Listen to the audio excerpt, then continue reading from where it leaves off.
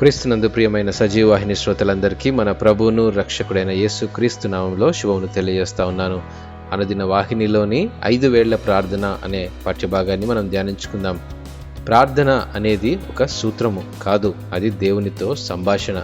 అయితే కొన్నిసార్లు మన ప్రార్థన సమయాన్ని నూతనపరచుకోవడం కొరకు మనం ఒక పద్ధతిని ఉపయోగించవలసిన అవసరం ఉంది. కీర్తనలతో లేదా వాక్య భాగాలతో లేదా ప్రభు మనకు నేర్పిన ప్రార్థన మాదిరిగా లేదా ఆరాధన, పశ్చాత్తాపం, కృతజ్ఞత మరియు విజ్ఞాపన పద్ధతిలో మనం ప్రార్థన చేయవచ్చు.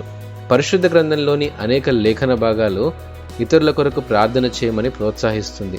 ఇతరుల కొరకు ప్రార్థించుటలో మార్గదర్శకంగా ఉపయోగపడే ఈ 5 వేళ్ల ప్రార్థన నాకు సహాయపడినట్టు మీకును సహాయపడుతుందని ఉద్దేశిస్తున్నాను.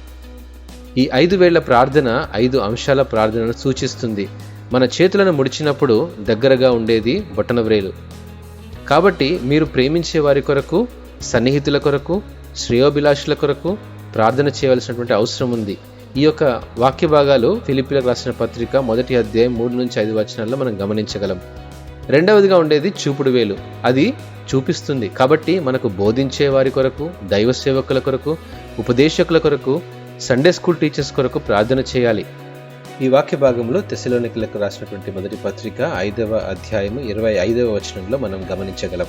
మూడవదిగా అన్నిటికంటే పొడవైనటువంటి వ్రేలు. కాబట్టి నీపై అధికారులుగా ఉన్నవారి కొరకు, అనగా మన దేశము లేదా ప్రాంతీయ నాయకుల కొరకు, మనం పనిచేసే స్థలంలో ఉన్న అధికారుల కొరకు, యజమానులుగా ఉన్న వారి కొరకు ప్రార్థించమని ఈ వేలు గుర్తు చేస్తూ ఉంది.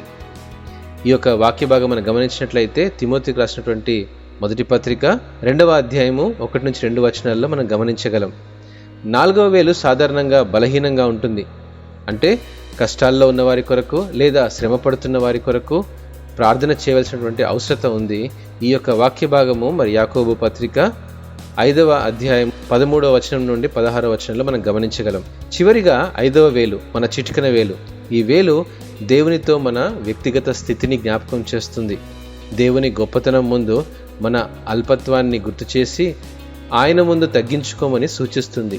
మనకు కావలసిన ప్రతి అవసరతలను ప్రార్థనలో జ్ఞాపకం చేసుకున్నటకు సహాయపడుతుంది. ఫిలిప్పీలకు రాసిన పత్రిక 4వ అధ్యాయము 6-19 వచనాలు మీరు చదివినట్లయితే ఈ వాక్య భాగాలు మిమ్మల్ని ప్రోత్సాహపరుస్తాయి. ప్రార్థనలో మనం ఏ పద్ధతిని పాటించినప్పటికీ మనం మాట్లాడేది మన పరలోకపు తండ్రితోనే కదా. ప్రార్థనలో ప్రాముఖ్యమైనది మన మాటలు కాదు, మన హృదయ స్థితి. మన మనసులో ఏముందో ఆయన వినాలనుకుంటున్నాడు. ప్రార్థిద్దాం, ప్రతిఫలాన్ని ఆశిద్దాం. ఈ ప్రార్థన ప్రభు మనందరికీ నేర్పించునుగాక. ఆమేన్.